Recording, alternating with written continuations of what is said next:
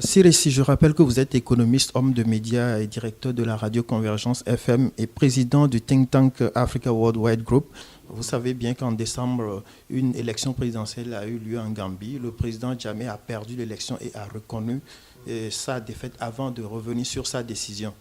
Alors, la CEDEAO est en train de négocier jusqu'alors, mais apparemment, les négociations n'avancent pas et l'institution sous-régionale prévoit une intervention militaire. Est-ce que vous pensez que c'est une bonne option pour faire partie à Jammeh? Vous savez, l'option militaire n'est jamais une bonne option. D'autant plus qu'aujourd'hui, la CEDEAO, je pense, a écarté cette option militaire. Mais ce qui est le plus intéressant dans cette affaire de Gambie, il faut le relier avec ce qui s'est passé en RDC, où aujourd'hui, le président, comment il s'appelle? Joseph Kabila. Voilà, le président Kabila est en train d'inventer et de créer une nouvelle catégorie juridique qui s'appelle le glissement. C'est au nom aussi de ce qui consiste en quoi? Il consiste à non seulement créer les conditions techniques, matérielles impossibles pour une transmission correcte du pouvoir et jouer un peu sur les prolongations. Aujourd'hui, on l'a vu que le président Kabila l'a réussi au niveau de RDC où il a eu encore un an supplémentaire par rapport à ça et je pense que c'est un peu dans cette veine-là. Il est en train de se dérouler en Afrique vraiment un précédent dangereux en termes de transmission du pouvoir. Et là, désormais, je crains que beaucoup de présidents vont maintenant s'inspirer de ce qui s'est passé en RDC, où aujourd'hui les juristes devront nous aider à y voir beaucoup plus clair pour voir est-ce qu'aujourd'hui le glissement devrait être intégré comme une catégorie juridique dans ce qu'on appelle la gestion du pouvoir. Mais pour revenir plus directement à votre question, aujourd'hui, au vu et au su des tractations en coulisses, de la position du président Yaya Jammeh, de la position aussi de la CEDEAO, de la position aussi d'Adama Barrow et des peuples gambiens, on peut affirmer 2 à 3 choses. Et qu'il y a possibilité d'une issue heureuse, c'est-à-dire une issue non militaire à cette question, d'autant plus que Yaya Jammeh a donné quelques axes en disant qu'il veut mettre en place un médiateur qui va jouer le rôle de médiation, mais ensuite il souhaiterait que l'Assemblée vote une loi d'amnistie, etc., même s'il a précisé que ça couvre la période de novembre 2016 jusqu'au mois de janvier. Ça veut dire qu'aujourd'hui, du côté de Yaya Jammeh, le discours a changé, il y a un fléchissement. Aussi du côté de la CEDEAO aussi, il y a un fléchissement. Mais ce qui est le plus important dans l'affaire de la Gambie, c'est que depuis l'affaire du Burkina Faso avec le général Diendéré, qui a fait un coup d'État et que depuis l'affaire de la RDC, je rappelle que dans l'affaire Diendéré, c'était le Moro Naba, qui est un chef traditionnel, qui était intervenu et qui a obtenu des résultats beaucoup plus probants que la CEDEAO. Pour la crise en RDC, c'est l'Église qui est intervenue et qui a eu des résultats probants de bien de sang. Très bien, et c'est là, très bien, c'est là où je vais en venir. Ça veut dire qu'aujourd'hui, en Afrique, on oublie souvent que la politique, le débat et la recherche de consensus ne devrait pas être seulement une affaire d'État institutionnalisée, mais aussi devrait concerner les forces traditionnelles africaines, les forces religieuses, qui sont non seulement très omniprésentes, même dans les aspects les plus modernes du continent, mais aussi qui sont démocratiques à leur manière. Et c'est là où aujourd'hui, la CEDEAO a connu une erreur stratégique dans la question de la Gambie. Parce qu'il ne fallait pas... Elle aurait dû faire confiance aux acteurs de la société civile gambienne. Ça veut dire que la CEDEAO n'avait pas pour vocation d'être au premier front pour porter le combat. Mais la CEDEAO pourrait s'appuyer sur les ressorts des sociétés traditionnelles religieuses de la Sénégambie pour pouvoir trouver une issue heureuse. Mais le fait que la CEDEAO s'est braquée dès le début en donnant un argumentaire militaire a pratiquement biaisé voilà, toutes les relations. Et aujourd'hui, que ce soit au Burkina Faso, que ce soit à RDC, la leçon qu'on peut tirer, qui est venue du Faso comme qui est venue de Kinshasa, c'est que dans le règlement des problèmes politiques que nous avons en Afrique, il faudrait intégrer que ce soit nos chefs traditionnels comme aussi nos chefs spirituels. Nous allons continuer cet entretien et parler des relations entre le Sénégal et le Maroc. De plus en plus, on voit une certaine offensive diplomatique, même économique du Maroc en Afrique de l'Ouest, particulièrement au Sénégal et en Côte d'Ivoire. Est-ce que la forte présence des grands groupes marocains au Sénégal profite réellement à l'économie sénégalaise ou bien c'est une relation déséquilibrée en défaveur du Sénégal? Oui, je préfère votre dernier mot, une relation en défaveur du Sénégal. Mais quand on jette un coup d'œil sur le rétroviseur, on pourra se rendre compte que le Maroc a eu à jouer un rôle extrêmement important dans la création de ce qui fut l'organisation de l'unité africaine. Maintenant, après la reconnaissance prétendue République saharaoui, le Maroc, sous Hassan II, s'était retiré de l'organisation. Et du coup, la perspective économique qui se donnait au Maroc, c'était vers les marchés occidentaux, donc aux États-Unis, Europe pour l'essentiel et Amérique du Nord. Il faut voir que c'est à partir des années 1999, avec l'avènement du nouveau roi, le roi Mohamed VI, que le Maroc a compris que son avenir se trouve vers le Grand Sud.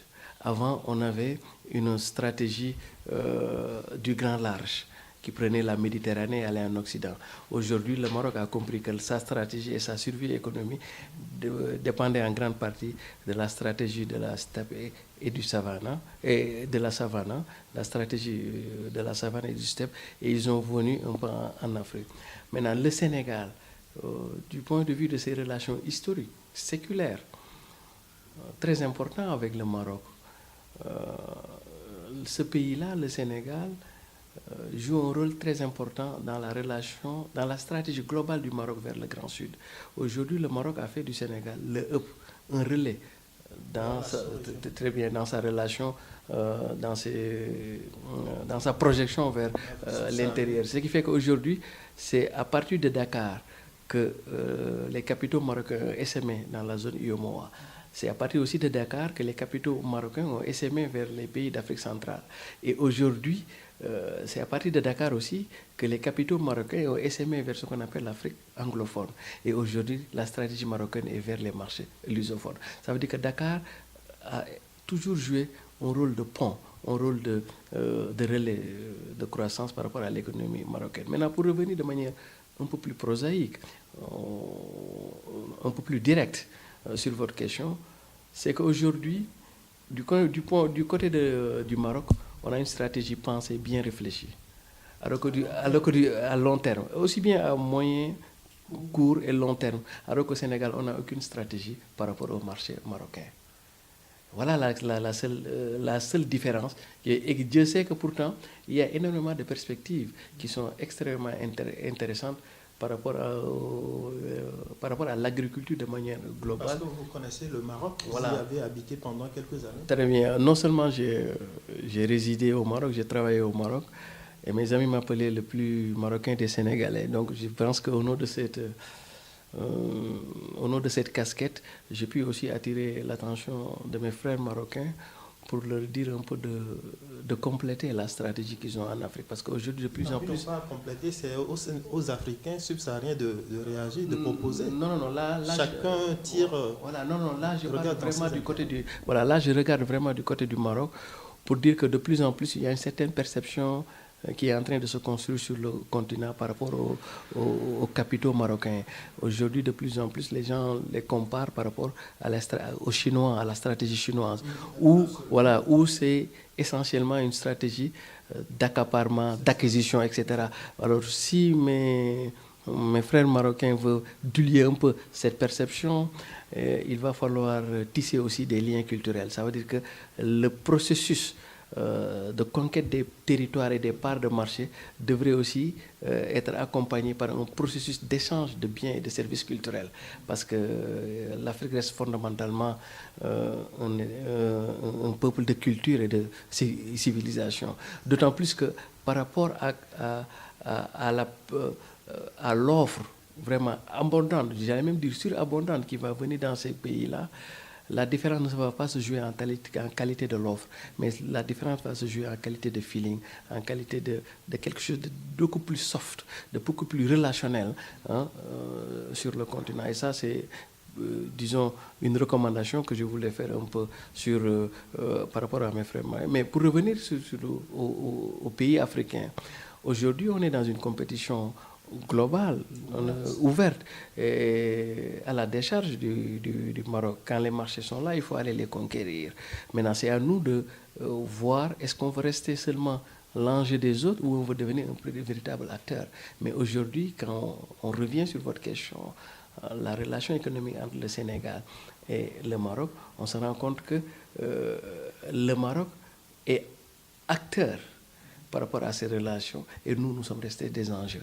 Nous sommes restés des enjeux et Dieu sait que le phénomène, le sens contraire, il y a beaucoup de choses que nos hommes d'affaires peuvent faire au Maroc et que les Marocains accueilleront volontiers. Maintenant, mais on ne peut pas forcer les Sénégalais à aller investir au Maroc. C'est à eux de prendre leurs propres initiatives, comme les Marocains du reste ont pris leurs initiatives, le risque pour aller investir en Afrique. Vous parliez tantôt de l'historique des relations entre le Sénégal et le Maroc. Évidemment, nous rappelons que le Sénégal a toujours adopté la position du Maroc par rapport au Polisario. Et contrairement à l'Afrique du Sud qui, par exemple, soutient la sécession, qui soutient le Front Polisario. Donc ceci a quand même contribué à renforcer les relations entre le Sénégal et le Maroc.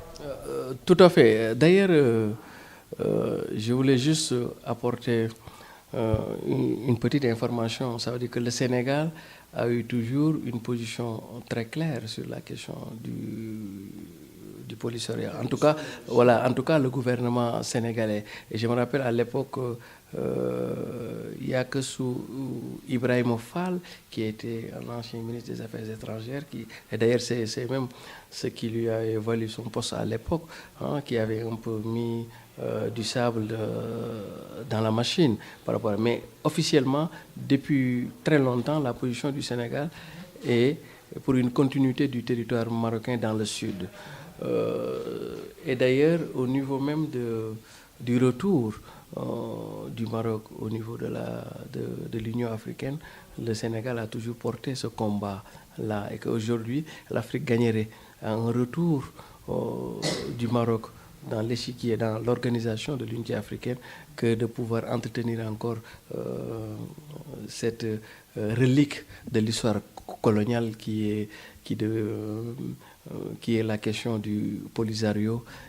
Et c'est vraiment, aujourd'hui, il semble que l'un des freins majeurs, c'était Madame Zouma, en réalité, il faut le dire comme ça, et qu'aujourd'hui, avec les nouvelles tendances qui se dessinent au niveau de l'Union africaine, nul doute que l'Afrique sera raison gardée et préférera la voie de la sagesse. En tout cas, c'est pour moi l'idée de rappeler aujourd'hui le rôle premier et précurseur que le Maroc a eu à jouer avec ce qu'on appelait le groupe de Casablanca. Aujourd'hui, le Maroc a toujours été présent dans les combats historiques de ce continent-là et que ce n'est que justice rendue et service rendu de régler définitivement, que l'Union africaine règle définitivement cette question du Polisario pour que le Maroc réintègre sa famille naturelle. En tout cas, la proposition du Royaume marocain constitue une base de travail extrêmement solide et que même la communauté internationale, pratiquement tout le monde est d'accord sur cette feuille de route. Maintenant, vous savez, en ce genre de situation, il y a ceux qui vivent de ce conflits apparents qui ne voudraient pas que les choses bougent, mais ma foi, les choses vont bouger positivement. Donc, vous êtes en train de nous dire que l'Union africaine devrait appuyer la position marocaine. Absolument. Et justement, d'ailleurs, le Maroc est en train de grouiller pour revenir au sein de l'Union africaine, c'est ça? Tout à fait, parce que vous savez, et c'est vraiment dommage au moment où le monde est vers la stratégie des grands ensembles, qu'on veuille aussi faire sécession au niveau du Maroc. Aujourd'hui, la perspective africaine, l'Afrique morcelée en 54 États, comme le dit si bien le président Gadio, c'est 54 chevauchés individuels pour un échec collectif. Aujourd'hui, et on a vu l'exemple avec le Sud-Soudan, ce qui s'est passé au Soudan et au Sud-Soudan. Aujourd'hui, l'Afrique est dans une perspective d'un fédéralisme qui est l'avenir de ce continent. Et on voit mal qu'on veut nous retourner vers le siècle dernier en allant faire la partition du Maroc, qui en réalité ne profite qu'un certain groupe et quelques intérêts géostratégiques. Je vous parlais un peu de l'Algérie, il faut le dire nommément, qui semble jouer un peu le jeu et l'intérêt du polysario. Aujourd'hui, la perspective de l'Afrique est dans véritablement, si ce n'est d'aller vers le fédéralisme, de maintenir les États en telle force de frappe. Aussi, le Maroc a eu des arguments à la fois juridiques, historiques, sociologiques et anthropologiques qui ont fini de convaincre aussi bien la communauté internationale que les différents acteurs qui sont sensibilisés sur cette question. Et avec l'engagement du roi du Maroc, Mohamed VI, mais aussi avec tout ce que le Maroc fait en termes d'investissement, en termes de co-développement sur ce continent-là, je pense que ce ne serait que service rendu au Royaume du Maroc de préparer et d'aménager les conditions nécessaires au retour du Grand Maroc dans sa famille traditionnelle qui est l'Afrique au sud du Sahara. Et je veux juste terminer sur cette belle formule que le roi Hassan II disait à l'époque. Il disait que le Maroc est à l'image d'un arbre qui a ses racines en Afrique et dont ses branches et ses feuilles bruissent en Occident. Alors, si nous allons parler d'un autre sujet international. Il s'agit des relations entre le Sénégal et Israël, qui sont en foi depuis quelques semaines sur la question israélo-palestinienne. Est-ce que vous pensez que Israël en a fait trop en rappelant son ambassadeur, en suspendant certaines aides et facilités qui étaient accordées au Sénégal? Et je vais renverser la question. Est-ce que Israël ne pense pas que le Sénégal en fait trop? C'est cette question pour rappeler. Donc, je veux juste dire que, par exemple, nos relations avec Israël, avec le Moyen-Orient de manière globale, nos relations avec la Palestine, nos relations diplomatiques, souvent, il y a un aspect religieux qui est extrêmement important et que quand vous vous prononcez sur ces genres de relations, vous êtes assis sur un sujet qui est aussi fine que les lames d'un rasoir. Je veux dire qu'ici, que ce soit dans nos relations avec Israël que Palestine, souvent ce n'est pas la raison qui parle, souvent c'est le cœur qui parle du fait de la religion et du fait de pas mal d'aspects à caractère religieux qui joue. Ce qui fait que c'est vraiment toujours le cœur.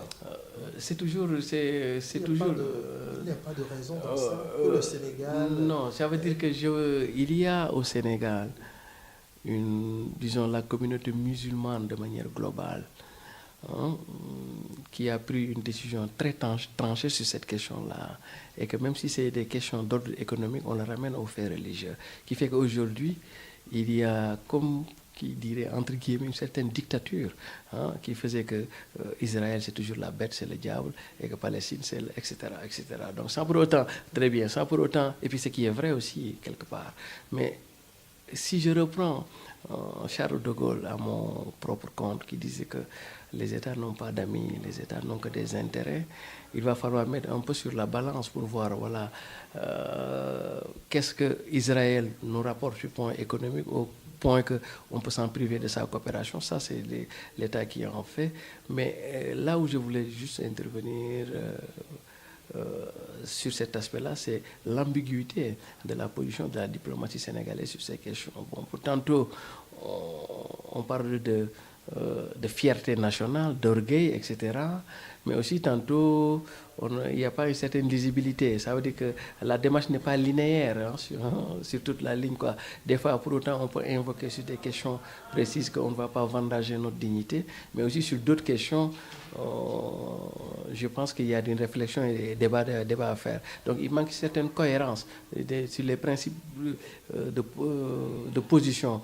Parce qu'en termes de diplomatie, le jeu devient flou quand on accepte pour d'aucuns ces principes-là et qu'on les n'accepte pas pour d'autres cas. Vous voyez ce que là où je veux en venir. Mais bon, globalement, pour moi, Israël a longtemps eu des coopérations, des relations d'affaires économiques avec le Sénégal, avec même une partie de l'Afrique, même si depuis un certain temps, l'essentiel de leur coopération en Afrique relève du domaine sécuritaire, donc où ils sont extrêmement pointus, et des domaines informatiques où ils sont extrêmement pointus, mais aussi du domaine de l'agriculture. La sécurité, c'est important pour le Sénégal, pour la sous-région, pour on parle de plus en plus de terrorisme. Mais pour le cas d'Israël, c'est généralement des entreprises privées. Ça veut dire que ce n'est pas à un niveau État, ce sont des entreprises privées qui vont travailler dans la garde rapprochée des hommes d'État, etc. Mais aujourd'hui, c'est là où je veux rebondir.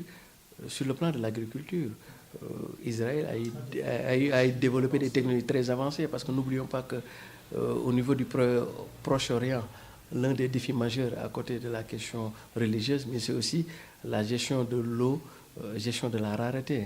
Donc,